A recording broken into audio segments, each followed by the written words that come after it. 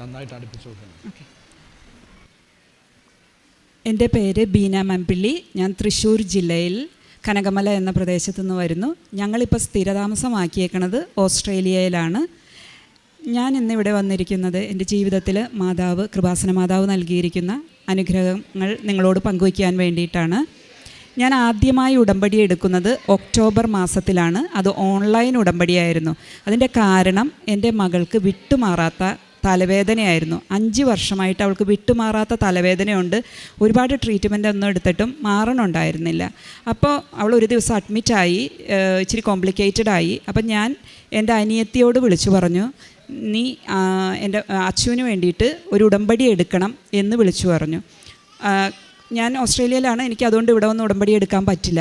അപ്പോൾ എൻ്റെ അനിയത്തി ഇവിടെ വന്ന് എൻ്റെ മകൾക്ക് വേണ്ടിയിട്ട് ഉടമ്പടി എടുത്തു. ഞാൻ ഓസ്ട്രേലിയയിലിരുന്ന് ഓൺലൈൻ ഉടമ്പടി എടുത്തു. അത് ഞാൻ ഉടമ്പടിയിലായിരുന്നു മകൾക്ക് വേണ്ടിയിട്ടുള്ളത്. അത് അങ്ങനെ ഉടമ്പടിയിൽ ഞാനായിരിക്കുന്ന സമയത്ത് എനിക്ക് തൈറോയിഡിന് വേണ്ടിയിട്ട് ട്രീറ്റ്മെൻറ്റ് നടക്കുന്നുണ്ടായിരുന്നു. അതിൻ്റെ ഭാഗമായിട്ട് ഡോക്ടർ എന്നോട് പറഞ്ഞിട്ടുണ്ടായിരുന്നു CT സ്കാൻ നെക്കിൻ്റെ ചെയ്യണമെന്ന്. കാരണം എന്താണെന്ന് വെച്ച് കഴിഞ്ഞാൽ എനിക്ക് വെള്ളം ഇറക്കാനും ഭക്ഷണം ഇറക്കാനും സോളിഡായിട്ടുള്ള സാധനങ്ങൾ ഇറക്കാനുമായിട്ട് ബുദ്ധിമുട്ടുണ്ടായിരുന്നു. അപ്പോൾ ഈ CT സ്കാൻ ചെയ്യണം എന്ന് പറഞ്ഞു നെക്കിൻ്റെ. അതിൻ്റെ കാരണം എന്താണെന്നും, കാരണം ഡോക്ടർ വിചാരിച്ചത് ഇത് ചിലപ്പോൾ നമ്മുടെ ഈസോഫാഗസിനെ ഈ തൈറോയിഡ് ഗ്ലാൻഡ് കംപ്രസ് ചെയ്യണുണ്ടായിരിക്കും, അതുകൊണ്ടാണ് എന്ന് പറഞ്ഞു. അങ്ങനെ CT സ്കാൻ ചെയ്തു. ജനുവരി അവസാനം CT സ്കാൻ ചെയ്തതിൻ്റെ പിറ്റേ ദിവസം എന്നെ ഡോക്ടർ വിളിച്ചിട്ട് പറഞ്ഞു, അത്യാവശ്യമായിട്ട് നാളെ ഒന്ന് ഔട്ട് പേഷ്യൻ്റ് ഡിപ്പാർട്ട്മെൻറ്റ് വരെ വരണം, ഒരു കാര്യമുണ്ടെന്ന് പറഞ്ഞു. അങ്ങനെ പിറ്റേ ദിവസം ഞാനും എൻ്റെ അനിയത്തിയുടെ മകനും കൂടെ ഡോക്ടറെ കാണാനായിട്ട് പോവുകയാണ്. ഞാനൊരു നേഴ്സായിട്ടാണ് ഓസ്ട്രേലിയയിൽ വർക്ക് ചെയ്യണത്. ഞാൻ വർക്ക് ചെയ്യുന്ന ഹോസ്പിറ്റലിൽ തന്നെയാണ് ഞാൻ ടെസ്റ്റിനെല്ലാത്തിനും പോണത്. അപ്പോൾ ഞാൻ അവിടെ ചെന്നു. ഡോക്ടർ എൻ്റെ കൂടെ വർക്ക് ചെയ്യുന്ന ഡോക്ടറാണ്.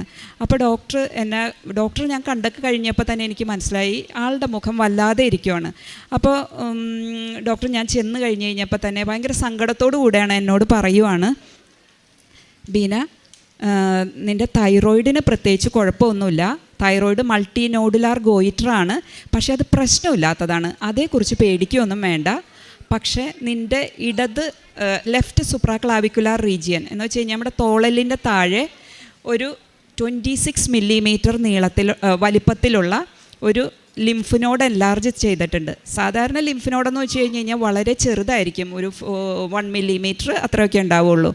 അത്രയുള്ള ഒരു ലിംഫ് നോഡ് എൻലാർജ് ചെയ്തിട്ടുണ്ട്. അപ്പം നിനക്ക് കുറേ ടെസ്റ്റുകളുടെ ആവശ്യമുണ്ട്. നീ ജോലി ചെയ്യണ ഞാൻ 2 ഹോസ്പിറ്റലിൽ വർക്ക് ചെയ്യുന്നുണ്ട്. 2 സ്ഥലത്തും പോയിട്ട് 6 മാസത്തേക്ക് ലീവ് അപ്ലൈ ചെയ്യണം.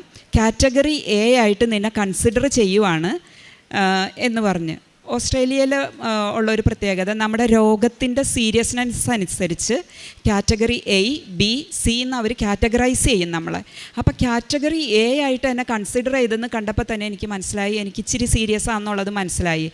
അപ്പോൾ എന്നോട് പറഞ്ഞു ഈ ടെസ്റ്റുകളെല്ലാം ചെയ്യണം എന്ന് പറഞ്ഞു. അപ്പം ഞാൻ ചോദിച്ചു, ഈ ലിംഫ് നോഡിൽ നിന്നൊരു ബയോപ്സി എടുത്താൽ പോരെ, എല്ലാം ചെയ്യണോ, ടെസ്റ്റുകളെല്ലാം വേണോ എന്ന് ചോദിച്ചു. അപ്പോൾ ഡോക്ടർ പറഞ്ഞു, അത് പോരാ, ഇതിൻ്റെ തുടക്കം എവിടെയാണെന്നുള്ളത് നമുക്ക് കണ്ടുപിടിക്കണം. കാര്യം ഞാൻ നേഴ്സായിട്ട് പോലും എനിക്കൊരു ഓർമ്മ വന്നില്ല. ലെഫ്റ്റ് സുപ്രാക്ലാവിക്കുലാർ ലിംഫ് നോഡ് യൂഷ്വലി വരുന്നത് മെറ്റാസ്റ്റേസിസ് ആയിട്ടാണ്, എന്ന് വെച്ചാൽ ക്യാൻസർ പടർന്നു വരുന്ന ഒരു സമയത്താണ് അത് വരുന്നത്. അപ്പോൾ എന്നോട് ഡോക്ടർ ചോദിച്ചു, നിൻ്റെ വെയിറ്റ് കുറയണുണ്ടോ എന്ന് ചോദിച്ചു. അപ്പോൾ ഞാൻ പറഞ്ഞു, ഞാൻ 8 കിലോ വെയിറ്റ് കുറഞ്ഞിട്ടുണ്ടെന്ന് പറഞ്ഞു. അപ്പോൾ എന്നോട് പറഞ്ഞു, നിനക്ക് എല്ലാ സിംറ്റംസും ഉണ്ട്, വെള്ളം ഇറക്കാനൊക്കെ ആയിട്ട് ബുദ്ധിമുട്ടുമുണ്ട്, അതുപോലെ തന്നെ ഇത് ഈ ലിംഫ് നോഡ് 26 മില്ലിമീറ്റർ എൻലാർജ് ചെയ്യുകയും ചെയ്തേക്കണം എന്ന് പറഞ്ഞു. അപ്പം ഞാൻ ഡോക്ടർ ഇത് പറഞ്ഞു കഴിഞ്ഞപ്പോൾ കരഞ്ഞുകൊണ്ടാണ് ഞാൻ അവിടെ നിന്ന് ഇറങ്ങി പോകുന്നത്. കാരണം ഞാൻ ഒരിക്കലും എക്സ്പെക്റ്റ് ചെയ്തിട്ടില്ല എനിക്ക് ക്യാൻസർ ആണെന്നുള്ളത്. ഞാൻ ഒരിക്കലും അങ്ങനെ വിചാരിച്ചിരുന്നില്ല. തൈറോയിഡ് എൻലാർജ് ചെയ്തിട്ടുണ്ട്, അതിൻ്റെ എന്തെങ്കിലും കാര്യമായിരിക്കുമോ എന്ന് വിചാരിച്ചാണ് ഞാൻ ഡോക്ടറെ കാണാൻ പോയത്. ഞാൻ കരഞ്ഞുകൊണ്ടാണ് ഞാൻ അവിടെ ഡോക്ടറുടെ മുറിയിൽ നിന്ന് ഞാൻ ഇറങ്ങി വന്നത്. അപ്പോൾ എൻ്റെ അനിയത്തിയുടെ മോൻ എന്നോട് ചോദിച്ചു, എൻ്റെ ആൻറ്റി പ്രശ്നമെന്ന് ചോദിച്ചു. അപ്പം ഞാൻ അവനോടൊന്നും പറഞ്ഞില്ല, കാരണം എനിക്ക് ആരെ അറിയിക്കാൻ താല്പര്യം ഉണ്ടായിരുന്നില്ല. അങ്ങനെ ഞാൻ വീട്ടിൽ വന്ന വഴിക്ക് തന്നെ ഈ അനിയത്തിയുടെ മോൻ വിളിച്ച് അവൻ്റെ മമ്മിയോടും എൻ്റെ മകളോടും വിളിച്ച് പറഞ്ഞു, ഇങ്ങനെ ഒരു പ്രശ്നമുണ്ട്, ആൻറ്റി കരഞ്ഞുകൊണ്ടാണ് ഡോക്ടറുടെ മുറിയിൽ നിന്ന് ഇറങ്ങി വന്നതെന്ന് പറഞ്ഞു. ഞാൻ അങ്ങനെ വീട്ടിൽ വന്നു. അപ്പോൾ എൻ്റെ ഒരു ഫ്രണ്ടിനെയും വിളിച്ച് ഞാൻ പറഞ്ഞു, എനിക്കൊരു പ്രോബ്ലം ഉണ്ട് എന്ന് ഞാൻ വിളിച്ചു പറഞ്ഞു. എൻ്റെ കൂടെ ജോലി ചെയ്യണതാണ്, എൻ്റെ ഫ്രണ്ടാണ്. അപ്പോൾ ആളും ഇതറിഞ്ഞു കഴിഞ്ഞ ഉടനെ തന്നെ എൻ്റെ ഫ്രണ്ടും എൻ്റെ വീട്ടിലോട്ട് വന്നു. അത് കഴിഞ്ഞ് ഞാൻ വീട്ടിൽ വന്നിട്ട് എനിക്ക് കുറച്ച് നേരം ഞാൻ ഭയങ്കര കരച്ചിലൊക്കെ ആയിരുന്നു. പക്ഷേ അതിന് മുന്നേ തന്നെ ഞാൻ ജോലി ചെയ്യണ ഹോസ്പിറ്റലിൽ ചെന്ന് ഞാൻ 6 മാസത്തെ ലീവ് 2 സ്ഥലത്തെ നഴ്സ് മാനേജറോട് ഞാൻ വിളിച്ചു പറഞ്ഞു. എനിക്ക് 6 മാസത്തേക്ക് ലീവ് വേണം, ട്രീറ്റ്മെൻറ്റിൻ്റെ ഭാഗമായിട്ടാണ്, എനിക്കിതാണ് പ്രോബ്ലം എന്ന് ഞാൻ വിളിച്ചു പറഞ്ഞു. അപ്പോൾ സ്കാനിൽ എഴുതിയിട്ടുണ്ട്, ഇവർക്ക് ആദ്യത്തെ സ്കാനിൽ ഇത് കണ്ടെങ്കിലും ഇവർ കൺഫേം ചെയ്യാൻ വേണ്ടിയിട്ട് വേറൊരു സ്കാനും കൂടി എനിക്കിവർ ചെയ്ത്. ആ സ്കാനിലും എഴുതിയിട്ടുണ്ട് ഇത് 26 millimetre non fluctuant thick solid mass with no fluid in it എന്നും പറഞ്ഞുകൊണ്ട് ആണ് ഈ ഇത് CTയിലും അൾട്രാസൗണ്ട് നെക്കിലും എഴുതിയിരുന്നത്. അപ്പോൾ വളരെ തിക്കായിട്ടുള്ള സോളിഡ് ആണ്. അപ്പോൾ നമുക്കറിയാം ഇത് കോംപ്ലിക്കേറ്റഡ് ആണെന്നുള്ളത്. പക്ഷേ ഞാൻ വീട്ടിൽ വന്നതിന് ശേഷം ഞാനിങ്ങനെ പ്രാർത്ഥിച്ചു, മാതാവിൻ്റെ അടുത്ത് പോയി. ഞാൻ ആദ്യമായിട്ട് ഉടമ്പടി എടുത്ത അന്ന് തൊട്ട് തന്നെ എൻ്റെ വീട്ടിലെ ഒരു മുറി പ്രാർത്ഥനാ മുറിയാക്കി ഞാൻ മാറ്റിയിട്ടുണ്ടായിരുന്നു. ഞാൻ മാതാവിനോട് പോയി വിവരമൊക്കെ പറഞ്ഞു, ഈശോയോടും വിവരമൊക്കെ പറഞ്ഞു. ഞാൻ അത് കഴിഞ്ഞ് എൻ്റെ ഫ്രണ്ടും വീട്ടിൽ വന്നു, അവരെല്ലാവരും സംസാരിച്ചിരുന്നു, പേടിക്കണ്ട ഒന്നും ഉണ്ടാവില്ല എന്നൊക്കെ പറഞ്ഞു. എങ്കിലും എനിക്കറിയാം ഇവരുടെ എല്ലാവരുടെയും മുഖത്തുള്ള ഭാവം കണ്ടപ്പോൾ എനിക്കറിയാം ഇത് പ്രശ്നമാണെന്നുള്ളത്. അങ്ങനെ ഞാൻ പിന്നെ എനിക്ക് ഉടമ്പടി എടുത്തപ്പോൾ കിട്ടിയൊരു അനുഗ്രഹമാണ്, അമ്മയായിട്ടും ഈശോയുമായിട്ടും സംസാരിക്കാൻ എനിക്ക് പറ്റിയിരുന്നു. വചനത്തിലൂടെ എന്നോട് സംസാരിച്ചിരുന്നു. അപ്പം ഞാൻ എന്ത് ചെയ്തെന്ന് വിചാരിച്ചു കഴിഞ്ഞ് കഴിഞ്ഞാൽ പ്രാർത്ഥിക്കാനായിട്ട് തുടങ്ങി. അപ്പം ഞാൻ ഈശോയോട് ചോദിച്ചു, ഞാൻ എല്ലാവരോടും പറയണ ഒരു കാര്യമാണ്, പ്രത്യേകിച്ച് എൻ്റെ അനിയത്തി, അവൾ നഴ്സാണ്, എനിക്ക് എന്ത് അസുഖം വന്നു കഴിഞ്ഞാലും എനിക്ക് കുഴപ്പമില്ല, ക്യാൻസർ മാത്രം വരരുത്. കാരണം എനിക്കൊരു CT സ്കാൻ ചെയ്യുമ്പോൾ ഉള്ള കോൺട്രാസ്റ്റ് തരുമ്പോഴുള്ള ചൂട് പോലും എനിക്ക് സഹിക്കാൻ പറ്റില്ല. കാരണം എനിക്ക് പല പ്രാവശ്യം ഹാർട്ടിൻ്റെ പ്രോബ്ലം കൊണ്ട് CT സ്കാൻ ചെയ്ത് കോൺട്രാസ്റ്റ് ഇഷ്ടം പോലെ എടുത്തേക്കണ ആളാണ്. അപ്പോൾ എനിക്കറിയാം കോൺട്രാസ്റ്റിൻ്റെ ചൂട് എത്ര ഇതാണെന്നുള്ളതും. ചിലർക്ക് കുഴപ്പമില്ലായിരിക്കും, പക്ഷേ എനിക്കത് പറ്റൂലായിരുന്നു. അങ്ങനെ ഞാനിപ്പോൾ പ്രാർത്ഥിച്ചുകൊണ്ട് ഞാൻ നടന്ന്. അപ്പം ഞാൻ ഈശോയോട് ചോദിച്ചു, ഈശോയെ നീ പറയുന്നുണ്ടല്ലോ മകൻ അപ്പം ചോദിച്ചാൽ പാമ്പിനെ കൊടുക്കുകയും മീൻ ചോദിച്ചാൽ തേളിനെ കൊടുക്കുകയും പാടില്ല എന്നുള്ളത് ദുഷ്ടരായ നിങ്ങൾക്കറിയാമെങ്കിൽ തന്നോട് ചോദിക്കുന്നവർക്ക് എത്ര അധികമായിട്ട് പരിശുദ്ധാത്മാവിനെ നൽകും. ആ വേർഡ് ഞാനിങ്ങനെ പറഞ്ഞു. ഞാൻ പറഞ്ഞിട്ട് എനിക്ക് നീ തന്നില്ലല്ലോ ഈശോയെ എന്ന് ഞാൻ പരാതി പറഞ്ഞു ഈശോയോട്. അത് കഴിഞ്ഞ് എനിക്കപ്പോൾ 2 ദിവസത്തേക്ക് 3-ാം ദിവസമാണ് എനിക്ക് ഈ പെറ്റ് സ്കാനിന് ഡേറ്റ് കിട്ടിയേക്കണത്. അപ്പോൾ CT സ്കാന് ഡേറ്റ് കിട്ടിയേക്കണത്. അപ്പോൾ ഞാൻ എന്ത് ചെയ്തെന്ന് വെച്ച് കഴിഞ്ഞാൽ ഈ 2 ദിവസം ഞാൻ ദൈവവുമായിട്ട് വളരെ സംസാരിച്ചുകൊണ്ടിരുന്നു. അപ്പം ഞാനിങ്ങനെ സംസാരിക്കുമ്പോൾ ഞാൻ എപ്പോഴും പറയും, ഈശോയെ എനിക്കറിയാം എനിക്കിപ്പോൾ കീമോയും റേഡിയേഷനും കിട്ടിയാലും നീ സഹിച്ച കുരിശിൻ്റെ അത്രം വരില്ല. കാരണം നിൻ്റെ ഓരോ കുരിശിൻ്റെ ഓരോ സമയത്തും നീ അനുഭവിച്ച വേദന, നിൻ്റെ തലയിൽ മുൾക്കിരീടം വെച്ചപ്പോഴും നിന്നെ ചാട്ടവാറിനടിച്ചപ്പോഴും നിനക്കുണ്ടായ വേദന എനിക്കുണ്ടാവില്ല. ഏത് റേഡിയേഷൻ ചെയ്താലും കീമോ ചെയ്താലും എനിക്കുണ്ടാവില്ല. പക്ഷെ നിനക്ക് കുരിശ് താങ്ങാനായിട്ട് ഉണ്ടായിരുന്നു. എനിക്ക് കുരിശ് താങ്ങാനായിട്ട് എൻ്റെ അമ്മയെ എനിക്ക് തരണമെന്ന് പറഞ്ഞു. അപ്പോൾ ഞാൻ പ്രാർത്ഥിച്ചുകൊണ്ടിരുന്നു. അങ്ങനെ ഞാൻ പ്രാർത്ഥിച്ചതിന് ശേഷം എനിക്ക് വളരെ ആശ്വാസം ഉണ്ടായിരുന്നു, ടെൻഷൻ മാറിക്കിട്ടി എൻ്റെ. അത് കഴിഞ്ഞ് പിന്നെ ഞാൻ 91-ാം സങ്കീർത്തനത്തിലൊരു വചനമുണ്ട്, നിൻ്റെ വലതുവശത്ത് 1000-ങ്ങളും നിൻ്റെ ഇടതുവശത്ത് 1000-ങ്ങളും നിൻ്റെ വലതുവശത്ത് 10,000-ങ്ങളും മരിച്ചു വീണേക്കാം, എങ്കിലും നിനക്കൊരനർത്ഥവും സംഭവിക്കുകയില്ല എന്നുള്ളത്. ഞാൻ ആ വചനം അങ്ങ് പേഴ്സണലൈസ് ചെയ്തു. ഞാൻ പറയാൻ തുടങ്ങി, എൻ്റെ ഇടതുവശത്തുള്ള 1000-ങ്ങൾക്കും എൻ്റെ വലതുവശത്തുള്ള 10,000-ങ്ങൾക്കും ഈ ലെഫ്റ്റ് സുപ്രാക്ലാവിക്കുലാർ ലിംഫിനോട് മെറ്റാസ്റ്റേസിസ് ആയേക്കാം. എന്നാൽ എൻ്റെ സുപ്രാക്ലാവിക്കുലാർ ലിംഫിനോഡിന് ഒരു കുഴപ്പമുണ്ടാവില്ല എന്ന് പറഞ്ഞിട്ട് ഞാൻ പ്രാർത്ഥിക്കാൻ തുടങ്ങി. പക്ഷെ ഞാനിങ്ങനെ ട്രീറ്റ്മെൻറ്റ് എടുക്കുന്നുണ്ട്, അതിൻ്റെ ഉള്ളിൽ കൂടെ ഞാൻ ജോലിക്കും പോകുന്നുണ്ട്. കാരണം എനിക്ക് വല്ലാത്തൊരു ശക്തിയാണ് എനിക്ക് ഈ ഉടമ്പടി ഉള്ളത് കാരണം എനിക്ക് കിട്ടിക്കൊണ്ടിരുന്നത്. അതിൻ്റെ ഇടയ്ക്ക് എനിക്ക് ഭയങ്കര ഒരു ഉറപ്പുണ്ടായിരുന്നു, ഞാൻ ഉടമ്പടിയിലായിരുന്നത് കൊണ്ട് എനിക്കൊന്നും സംഭവിക്കില്ല എന്നൊരു ഉറപ്പുണ്ടായിരുന്നു. അതേ സമയം മാനുഷികമായൊരു പേടി എനിക്ക് ഇടയ്ക്കിടയ്ക്ക് കടന്നു വരുമായിരുന്നു. കാരണം ഞാനൊരു നേഴ്സാണ്, പ്രത്യേകിച്ച് ഞാൻ കാർഡിയോതൊറാക്സിക് സർജറി തിയേറ്ററിലാണ് ഞാൻ വർക്ക് ചെയ്യണത്. അപ്പോൾ അതുകൊണ്ട് ഒരുപാട് പേഷ്യൻസ് വരുന്നതാണ് ഞങ്ങൾക്ക് ഓപ്പറേഷന് വേണ്ടിയിട്ട്. അപ്പോൾ എനിക്കറിയാം ആ ഒരു പേടിയും എനിക്ക് കടന്നു വരും. അങ്ങനെ വന്നു കഴിഞ്ഞ് ഞാൻ അപ്പോൾ ശക്തിപ്പെടാൻ വേണ്ടിയിട്ട് ഞാൻ പ്രാർത്ഥിക്കാൻ തുടങ്ങി. പ്രാർത്ഥിക്കും, എൻ്റെ വലതുവശത്ത് 1000-ങ്ങൾക്കും എൻ്റെ ഇടതുവശത്ത് 10,000-ങ്ങൾക്കും ഈ ലിംഫിനോട് ക്യാൻസർ ആയേക്കാം, പക്ഷേ എനിക്കതാവില്ല എന്ന് ഞാൻ എന്നുള്ള നിൻ്റെ വചനത്തിൽ ഉറച്ച് വിശ്വസിക്കുന്നു കർത്താവേ എന്ന് പ്രാർത്ഥിക്കും. അതുപോലെ തന്നെ ഇതാണെന്ന് കണ്ട ഉടനെ തന്നെ എൻ്റെ ഹസ്ബൻഡിന് കൃപാസനത്തിൽ വലിയ വിശ്വാസമൊന്നുമില്ലായിരുന്നു. ഞാൻ ഒറ്റയ്ക്ക് ഇരുന്നാണ് എൻ്റെ വീട്ടിൽ കൃപാസനം പ്രത്യക്ഷീകരണ മധ്യസ്ഥ പ്രാർത്ഥന ചൊല്ലിക്കൊണ്ടിരുന്നത്. ഇതറിഞ്ഞ അന്ന് പിറ്റേ ദിവസം വെളുപ്പിന് എൻ്റെ ഹസ്ബൻഡ് 5 മണിക്ക് എഴുന്നേറ്റ് കൊന്ത ചെല്ലാനായിട്ട് പോയി. ഞാനും കൂടെ ഇരുന്ന്, എൻ്റെ കൂടെ ഇരുന്ന് പ്രത്യക്ഷീകരണ പ്രാർത്ഥന ചൊല്ലി പ്രാർത്ഥിക്കാൻ തുടങ്ങി. പിന്നെ ഞങ്ങളുടെ ജീവിതത്തിൽ ഇതൊരു റുട്ടീനായിട്ട് മാറി ഈ പ്രാർത്ഥന. ആ പ്രാർത്ഥന കഴിയുമ്പോൾ ഞാൻ ഈ ഉടമ്പടി തൈലം എടുത്ത് എൻ്റെ ഈ സുപ്രാക്ലാവിക്കുലർ റീജിയനിൽ ഞാൻ പുരട്ടുമായിരുന്നു. അങ്ങനെ 2 ആഴ്ചയും കൊണ്ട് എൻ്റെ ടെസ്റ്റുകളെല്ലാം പൂർത്തിയായി. ഫെബ്രുവരി 13 ഇവർ, കാരണം ഈ CT സ്കാൻ, പെറ്റ് സ്കാൻ ഇതെല്ലാം ചെയ്ത് കഴിഞ്ഞിട്ടും ഇവർക്കൊന്നും കാണാനായിട്ട് പറ്റണില്ല. അങ്ങനെ വന്നു കഴിഞ്ഞ് കഴിഞ്ഞപ്പോൾ ഇവർ ബയോപ്സി എടുക്കാനായിട്ട് തീരുമാനിച്ചു. അങ്ങനെ ബയോപ്സിക്ക് വേണ്ടിയിട്ട് ഞാൻ ഹോസ്പിറ്റലിൽ പോകാനായിട്ട് റെഡി ആവുകയാണ്. അപ്പോൾ എനിക്ക് ഭയങ്കര വിശ്വാസം ഉണ്ടായിരുന്നു, അമ്മ എനിക്ക് എല്ലാം മാറ്റി തരുമെന്നുള്ളത്. പിന്നെ അതിനിടയ്ക്ക് പറയാനുള്ളൊരു കാര്യമെന്ന് വെച്ച് കഴിഞ്ഞാൽ, എൻ്റെ വീട്ടിൽ പലപ്പോഴും വിദേശത്താണ്, കൂടെ വരാൻ ആരുമില്ല, എല്ലാവർക്കും ജോലിയും ക്ലാസ്സും എല്ലാവരുമാണ്. അപ്പം ഞാൻ പോകണ സമയത്ത് എനിക്ക് പോകാനായിട്ട് പേടിയുണ്ട് ഒറ്റയ്ക്ക്. അപ്പം ഞാനിങ്ങനെ പോകാൻ ഇറങ്ങുമ്പോഴായിരിക്കും ചിലപ്പോൾ എൻ്റെ നെയ്ബർ വിളിച്ചിട്ട് പറയും, ചേച്ചി ഞാൻ ഇന്ന് ഓഫാണ്, ഞാൻ ചേച്ചിയുടെ കൂടെ വരുവാണ്, ചേച്ചിക്ക് കൂട്ടായിട്ട് എന്ന് പറയും. അങ്ങനെ ആരെങ്കിലുമൊക്കെ ആയിട്ട് അമ്മ എൻ്റെ കൂടെ പറഞ്ഞയക്കുമായിരുന്നു. അങ്ങനെ പറഞ്ഞ് എൻ്റെ ബയോപ്സിയുടെ ഡേറ്റ് ഫെബ്രുവരി 13 എത്തി. അപ്പോൾ എനിക്ക് ഭയങ്കര ടെൻഷനാകാൻ തുടങ്ങി.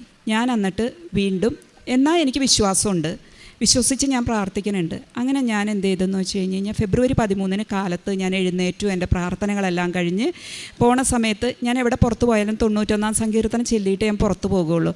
അതുപോലെ തന്നെ ഞാൻ 91 സങ്കീർത്തനം ചൊല്ലി പ്രാർത്ഥിച്ച് ബൈബിള് തുറന്നു.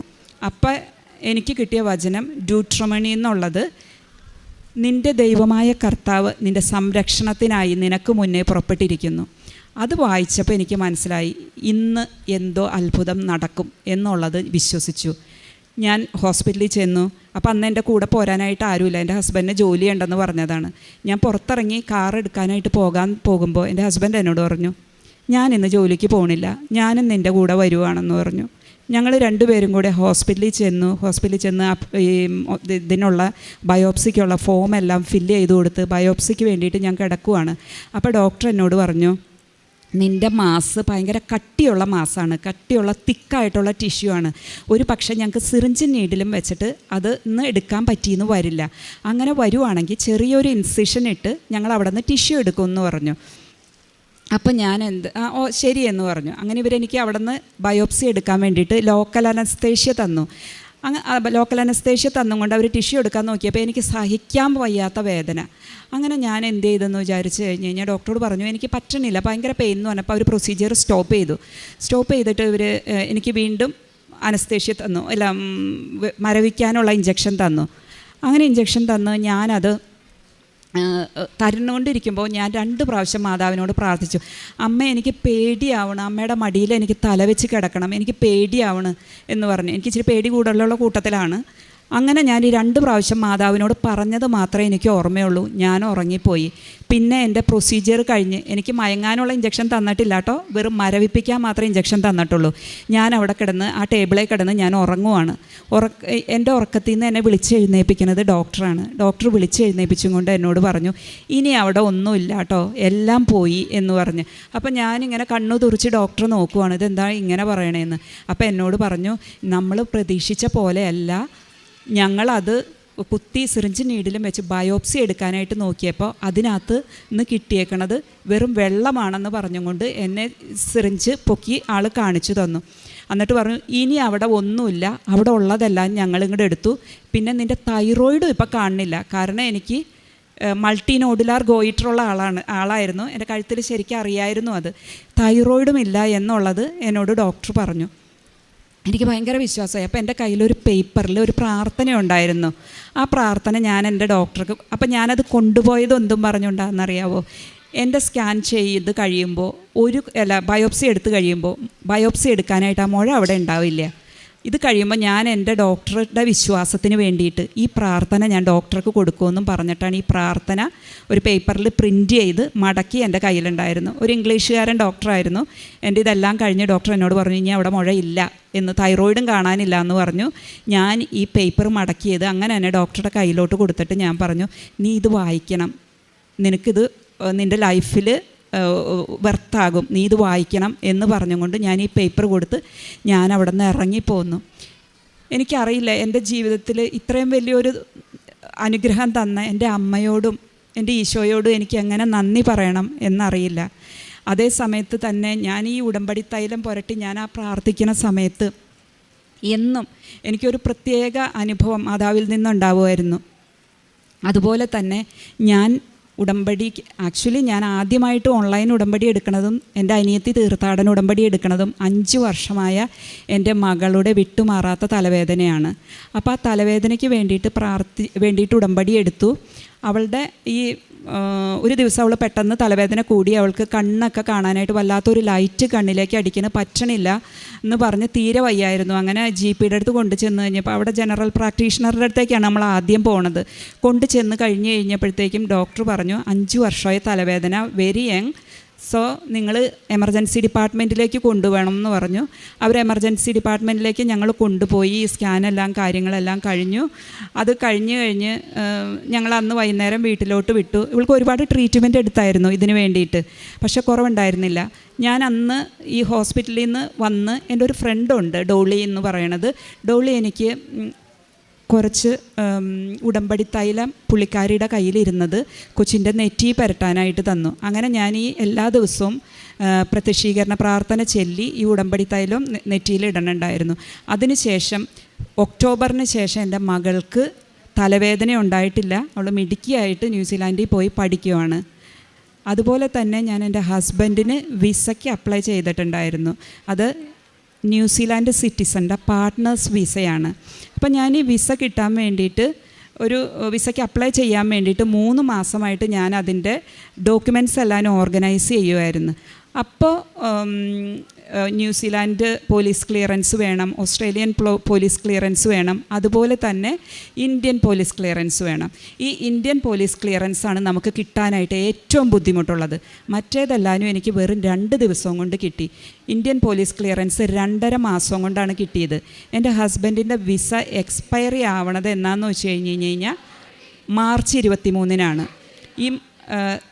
അപ്പോൾ ഞാൻ ഈ ഡോക്യുമെൻറ്റ്സ് എല്ലാം ഗ്യാദർ ചെയ്ത് ഡിസംബർ 1st വീക്കിൽ ഞാൻ എൻ്റെ ഹസ്ബൻഡിന് വിസയ്ക്ക് സബ്മിറ്റ് ചെയ്തു. 2 ദിവസം കഴിഞ്ഞപ്പോൾ എനിക്ക് എമിഗ്രേഷനിൽ നിന്ന് ഇമെയിൽ വന്നു, നിങ്ങളുടെ വിസ റിജക്ഷനായി എന്ന് പറഞ്ഞിട്ട് എനിക്ക് ഇമെയിൽ വന്നു. അപ്പോൾ അതിനകത്ത് ഇമെയിലിൽ പ്രത്യേകം എഴുതിയിട്ടുണ്ട്, വിസ റിജക്റ്റായി, നീ ആദ്യമേ അപ്ലൈ ചെയ്യണം, അതുപോലെ തന്നെ ഒരു ഡോക്യുമെൻറ്റും ഞങ്ങൾ തിരിച്ചു തരില്ല, എല്ലാ ഡോക്യുമെൻറ്റോടും കൂടി പുതിയ വിസയ്ക്ക് അപ്ലൈ ചെയ്യണം. എനിക്ക് ആകെ ടെൻഷനായി, കാരണം 2.5 മാസം കൊണ്ടാണ് ഇന്ത്യൻ പോലീസ് ക്ലിയറൻസ് എനിക്ക് കിട്ടിയത്. എൻ്റെ വീട്ടിൽ ഞാൻ ഉടമ്പടി എടുത്ത അന്ന് തന്നെ എൻ്റെ വീട്ടിൽ ഒരു മുറി പ്രാർത്ഥനാ മുറിയാക്കി മാറ്റിയിട്ടുണ്ടായിരുന്നു.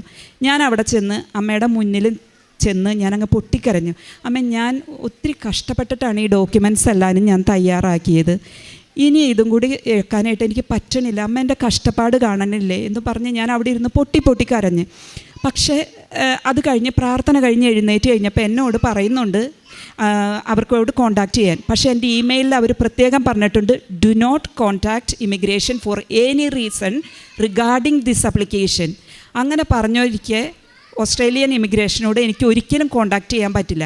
പിറ്റേ ദിവസം ഞാനൊരു ഇമിഗ്രേഷൻ ലോയറെ വിളിച്ച് ചോദിച്ചു, ഇങ്ങനെ ഒരു പ്രശ്നമുണ്ട്, അവർ കോൺടാക്റ്റ് ചെയ്യരുതെന്നാണ് പറഞ്ഞേക്കണത്, എൻ്റെ ഹസ്ബൻഡിൻ്റെ വിസ മാർച്ച് 23-ന് എക്സ്പയർ ആവുകയാണ്, എന്താ ചെയ്യേണ്ടതെന്ന് എനിക്ക് അറിഞ്ഞൂടാ, എക്സിറ്റ് അടിക്കും പുള്ളീനെ, എമിഗ്രേഷൻ്റെ കോൺടാക്റ്റ് ചെയ്യാനും പാടില്ല, ഏതെങ്കിലും ഒരു കാരണത്താൽ എൻ്റെ ഡോക്യുമെൻറ്റ്സ് തിരിച്ചു കിട്ടാൻ വല്ല മാർഗമുണ്ടോ, ഇന്ത്യൻ പോലീസ് ക്ലിയറൻസ് എങ്കിലും.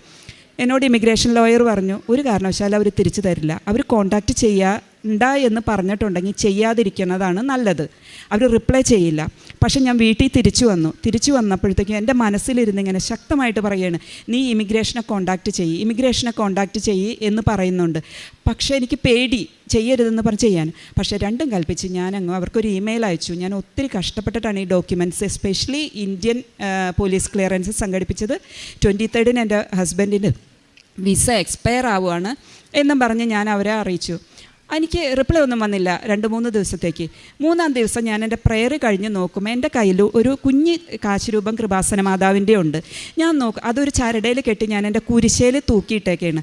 ഞാൻ നോക്കുമ്പോൾ ഈ കൃപാസന മാതാവിൻ്റെ ആ കുഞ്ഞ് കാശ് രൂപത്തിൽ നിന്ന് ഭയങ്കരമായ പ്രകാശം വരുന്നു. മാതാവിൻ്റെ മുഖത്തിന് എന്തെന്നില്ലാത്തൊരു തിളക്കം, എനിക്ക് ആ പ്രകാശം ഞാൻ കാണാത്ത രീതിയിലുള്ളൊരു പ്രകാശം.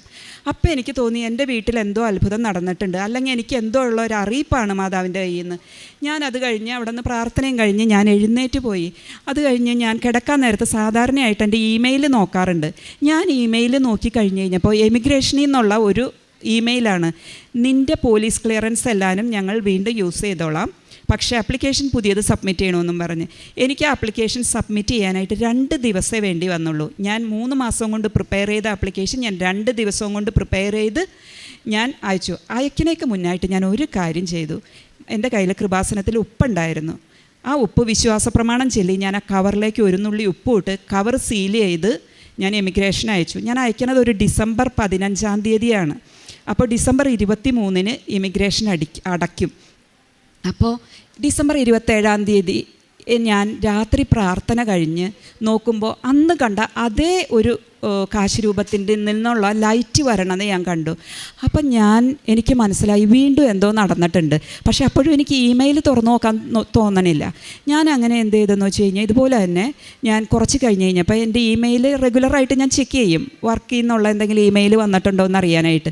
അങ്ങനെ ഇമെയിൽ നോക്കുമ്പോൾ എൻ്റെ ഹസ്ബൻഡിൻ്റെ വിസ അപ്രൂവ് ആയിട്ട് വന്നേക്കണം. അപ്പോൾ എനിക്ക് വിശ്വസിക്കാൻ പറ്റണില്ല. കാരണം ഒന്നാമത് ഇമിഗ്രേഷൻ 23-ാം തീയതി അടച്ചു കഴിഞ്ഞ് കഴിഞ്ഞാൽ ജനുവരി 2-നാ തുറക്കുള്ളൂ. അപ്പോൾ എനിക്ക് തോന്നി ഞാൻ എൻ്റെ തോന്നലായിരിക്കുമെന്ന് തോന്നി.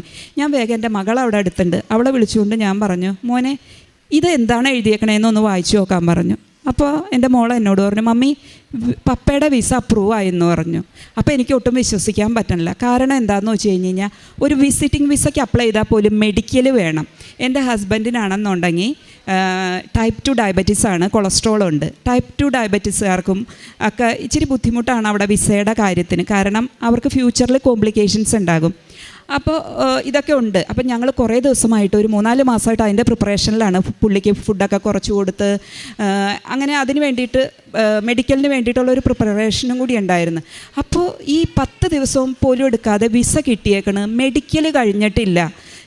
നോർമലായിട്ട് ഈ ന്യൂസിലാൻഡ് സിറ്റിസൻ്റെ പാർട്ട്നേഴ്സ് വിസയുടെ പ്രോസസ്സിങ് ടൈം 6 മുതൽ 18 മാസം വരെയാണ്. ഏറ്റവും ആദ്യമായിട്ട് പുള്ളി വിസയ്ക്ക് അപ്ലൈ ചെയ്തപ്പോഴും പുള്ളിക്ക് 9 മാസം എടുത്തു ആ വിസ കിട്ടാനായിട്ട്. അപ്പം നമ്മൾ 6 തൊട്ട് 18 മാസം വരെയാണ് നമ്മളിത് കാലാവധി. അപ്പോൾ നമ്മൾ ഇതിന് വേണ്ടിയിട്ട് വെയിറ്റ് ചെയ്യുന്ന ഒരാൾക്ക് 10 ദിവസം പോലും എടുക്കാതെ വിസ വന്നേക്കണു. എന്നിട്ടും എൻ്റെ മോള് പറഞ്ഞിട്ടും എനിക്ക് വിശ്വാസമായില്ല. അങ്ങനെ ഞാൻ വേഗം എന്ത് ചെയ്തെന്ന് വെച്ച് കഴിഞ്ഞാൽ എൻ്റെ വേറൊരു മകളുണ്ട്, ആളെയും കാണിച്ചു. അപ്പോഴും ഇത് തന്നെയാണ്, വായിക്കുന്നവരെല്ലാവരും ഇത് തന്നെയാണ് എന്നോട് പറയണത്. അങ്ങനെ ഞാൻ വിശ്വാസം വന്നില്ല എനിക്ക്. ഓസ്ട്രേലിയൻ വിവോ സൈറ്റ് എന്നും പറഞ്ഞിട്ട് നമ്മുടെ എമിഗ്രേഷൻ സ്റ്റാറ്റസ് അറിയാനുള്ള ഒരു സൈറ്റാണ് ഓസ്ട്രേലിയൻ ഗവൺമെൻറ്റിൻ്റെ. അതിനകത്ത് കയറി നോക്കിയപ്പോൾ എൻ്റെ ഹസ്ബൻഡിന് ഡിസംബർ 28 വരെ വിസ 2028 വരെ വിസ ഉണ്ട് ഓസ്ട്രേലിയയിൽ നിൽക്കാനായിട്ട്. അപ്പോഴാണ് എനിക്ക് ഉറപ്പായത്. കാരണം ഒരിക്കലും സാധ്യമായ ഒരു കാര്യമല്ല 10 ദിവസവും കൊണ്ട് ഒരു വിസ പ്രോസസ്സിങ് നടത്തി വരുന്നത്. ഞാനത് ഉറപ്പായിട്ടും വിശ്വസിക്കുന്നത്. ഞാൻ മാതാവിനോട് പ്രാർത്ഥിച്ച് ഞാൻ ഉപ്പ് ഇട്ടിട്ടാണ് ഞാൻ വിട്ടത്. അതിൻ്റെ ശക്തി കൊണ്ടിട്ടാണ് ഇത് ഞങ്ങൾക്ക് നടന്നു കിട്ടിയെന്നുള്ളത് ഒരു ഇത്.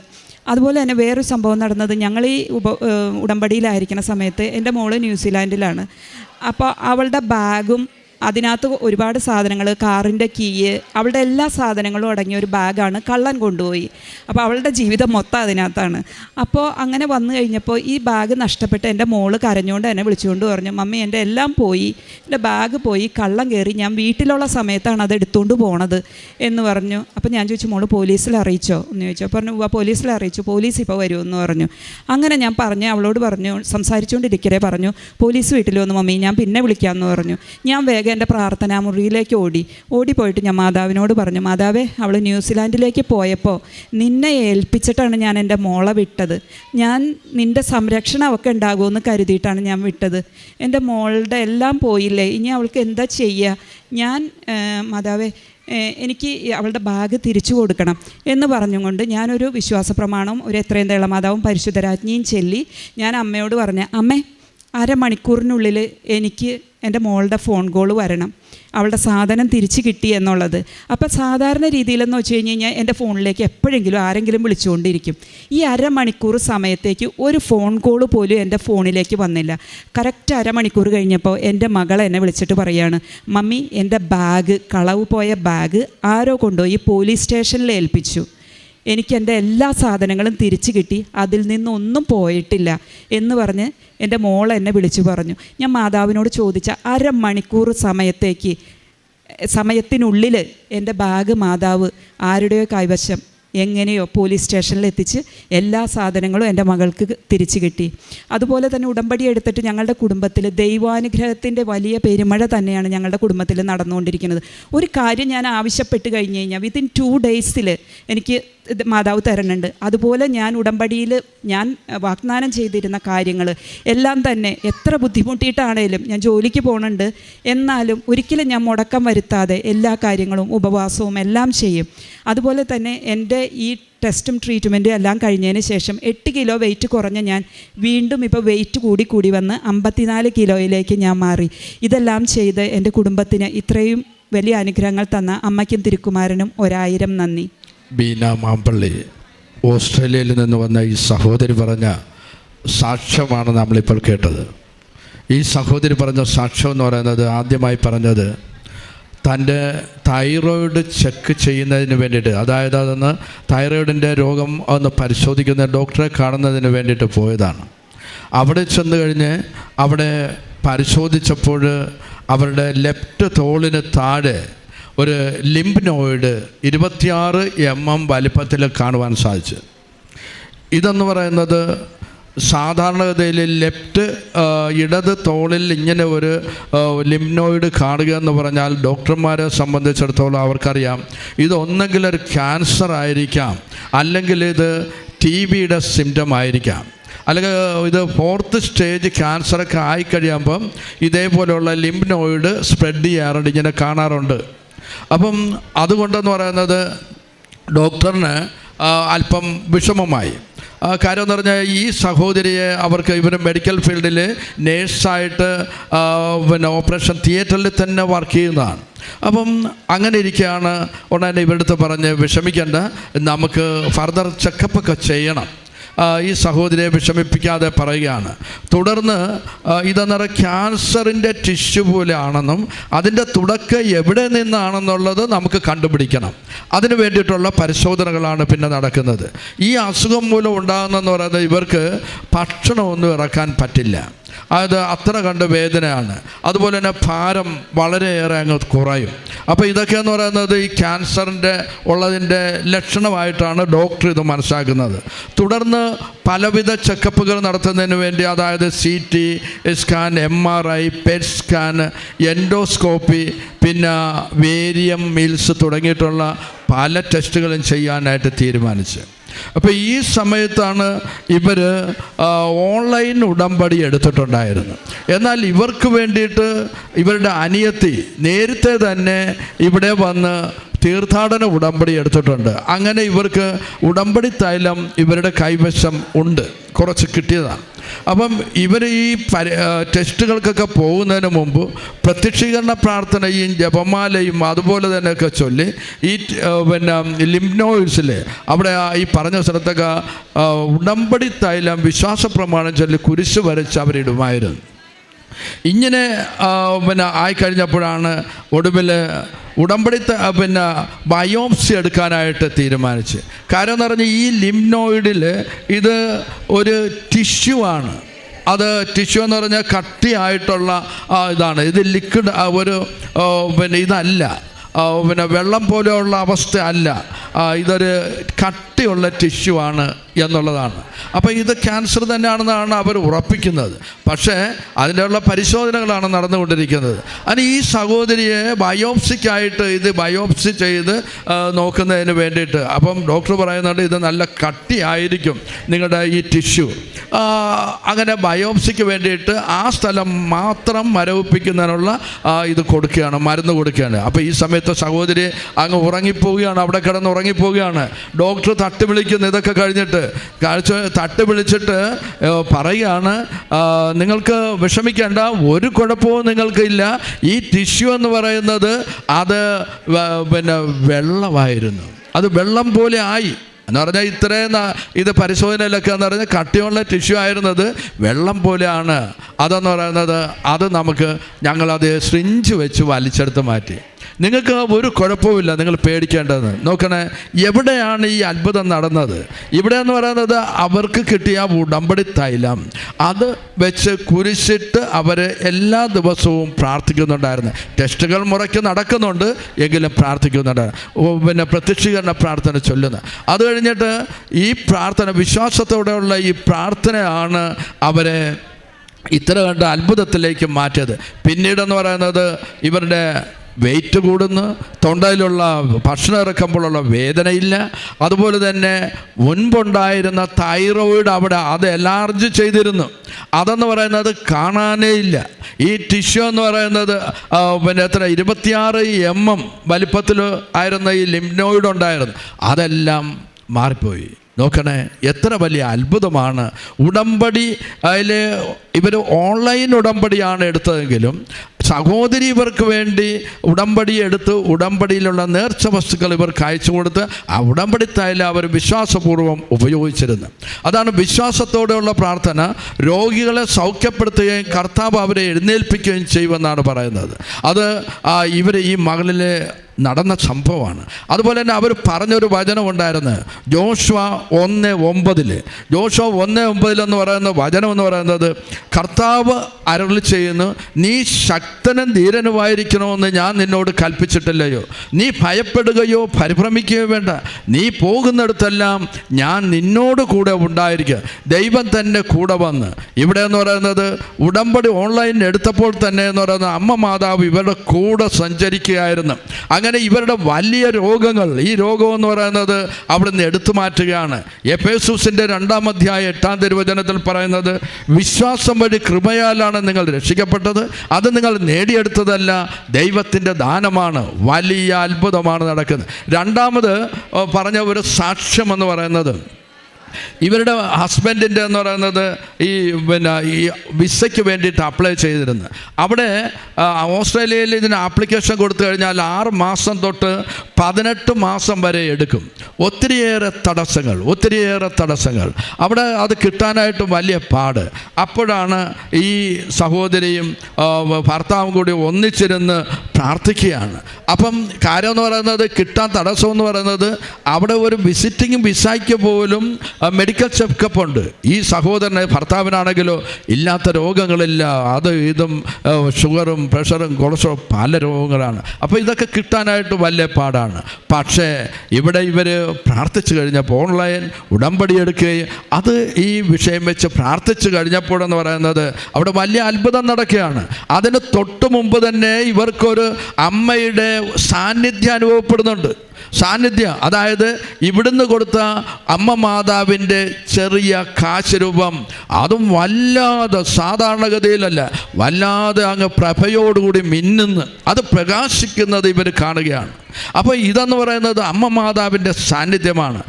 സഞ്ചാരി മാതാവായ അമ്മ ഈ വിഷയം ലഭിക്കാതിരുന്നപ്പോൾ ഉടനെ തന്നെ അവരുടെ കൂടെ പോയി ഇത് നടത്തി കൊടുക്കുന്നതായിട്ടാണ് നമുക്ക് കാണാൻ സാധിക്കുന്നത്. 10 ദിവസം കൊണ്ട് ഈ കാര്യങ്ങൾ ഉടനെ തന്നെ നടക്കുകയാണ് ഇതിന് ശേഷം എന്നുള്ളത്, അല്ലേ? അതല്ലേ, 10 ദിവസം കൊണ്ട് അടുപ്പിച്ച് വെച്ച് 10 ദിവസം കൊണ്ടാണ് അങ്ങോട്ട് നോക്കി 10 ദിവസം കൊണ്ടാണിത് ശരിയായി കിട്ടിയത്. പക്ഷെ ഞാൻ ഈ ആപ്ലിക്കേഷൻ അയക്കുമ്പോൾ അതിനകത്ത് ഒരു നുള്ള് ഉപ്പ്, ഇവിടുത്തെ വെഞ്ചിരിച്ച ഉപ്പ് ഇട്ടിട്ടാണ് ആപ്ലിക്കേഷൻ സെൻഡ് ചെയ്ത കവറ് ക്ലോസ് വെച്ചിരുന്നത്. അതായത് ഉടമ്പടിയിൽ വെഞ്ചരിച്ച ഉപ്പ് ഒരു ചെറിയ നുള്ള് ആ കവറിലും ഇട്ടിരുന്നു. നോക്കണേ, നടക്കുന്ന അത്ഭുതങ്ങൾ. അമ്മയുടെ സാന്നിധ്യം, സഞ്ചാരി മാതാവാണ്. അമ്മ അവിടെ പോയി നടക്കാത്ത കാര്യങ്ങൾ നടത്തി കൊടുക്കുന്ന. അതാണ് വിശ്വാസം വഴി കൃപയാലാണ് ഞങ്ങൾ രക്ഷിക്കപ്പെട്ടത്, അത് ഞങ്ങൾ നേടിയെടുത്തതല്ല, ദൈവത്തിൻ്റെ വലിയ ദാനമാണെന്നുള്ള തിരിച്ചറിവാണ് ഈ മകളിലൂടെ കിട്ടിയ ഈ വലിയ സാക്ഷ്യങ്ങൾ നമുക്ക് തരുന്ന സന്ദേശം. നമുക്ക് ശക്തമായി കരങ്ങളടിച്ചുകൊണ്ട് അമ്മ മാതാവിനെ, ഈശോയെയും ശക്തമായി മഹത്വപ്പെടുത്താം.